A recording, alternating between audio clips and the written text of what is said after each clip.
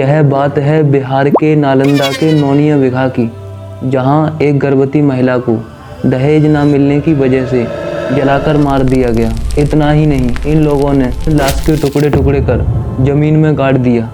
बड़ा दुख होता है जब हम ऐसी घटनाएं सुनते हैं। यह कोई एक घटना नहीं है, बल्कि हर साल हजारों महिलाएं दहेज की बलि चढ़ जाती हैं।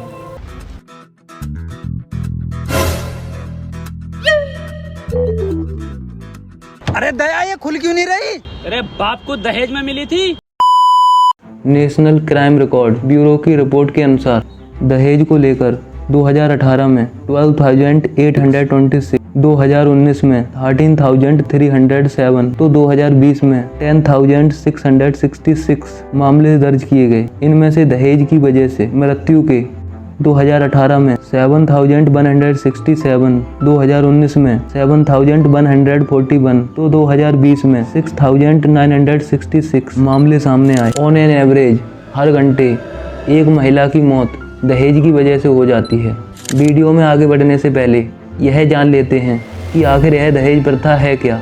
जो संपत्ति वधू के परिवार की तरफ से वर को दी जाती है उसे दहेज कहा जाता है। भारत में इसे दहेज, हुंडा या वर दक्षिणा के नाम से भी जाना जाता है। यूरोप, भारत, अफ्रीका और दुनिया के अन्य भागों में दहेज का लंबा इतिहास रहा है। आज के आधुनिक समय में भी दहेज प्रथा नाम की बुराई हर जगह फैली हुई है। दहेज प्रथा की शुरुआत कब हुई, इस बारे में कोई ठोस जानकारी नहीं मिलती, लेकिन माना जाता है कि यह प्रथा उत्तर वैदिक काल से चली आ रही है। उस समय दहेज को बहतू कहा जाता था और इसे उपहार माना जाता था। पिता अपनी इच्छा और काबिलियत के मुताबिक धन या तोहफे देकर बेटी को विदा करता था, लेकिन उस समय इनकी इच्छा आगे चलकर एक मजबूरी का कारण बन गई।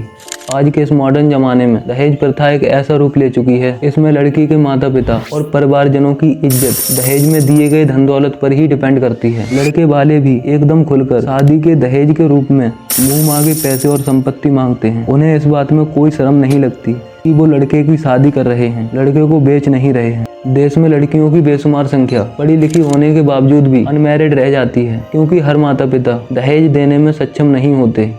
आज भी समाज में तमाम बदलाव होने के बाद भी दहेज को लेकर मौतों का सिलसिला थम नहीं रहा। एक मामला राजस्थान के अलवर के लक्ष्मी नगर से सामने आया, जहां 12वीं क्लास के छात्र ने फांसी लगाकर सुसाइड कर ली। इसकी वजह पढ़ाई नहीं, बल्कि बहन के ससुराल वालों द्वारा दहेज का दबाव बनाया जा रहा था। जीजा द्वारा बार बार हरेसमेंट से परेशान होकर इकलौते भाई ने सुसाइड कर लिया। इस प्रथा को रोकने के लिए इंडिया में कई कानून बनाए गए।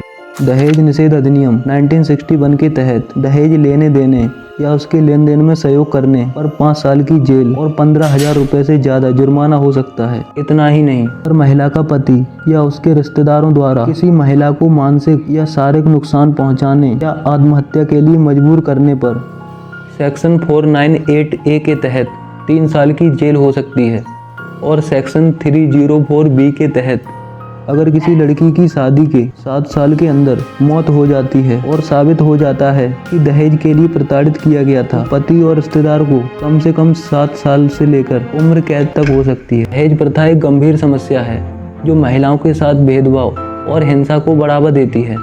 इसे समाप्त करने के लिए समाज को अपनी सोच बदलनी होगी और विवाह को एक पवित्र बंधन के रूप में देखना होगा, ना कि एक सौदे के रूप में। इसी के साथ मिलते हैं किसी ऐसी ही नई इंटरेस्टिंग वीडियो के साथ। तब तक के लिए इस वीडियो को ज़्यादा से ज़्यादा लोगों के साथ शेयर करो। क्या पता आपका छोटा सा कदम किसी की जान बचा ले।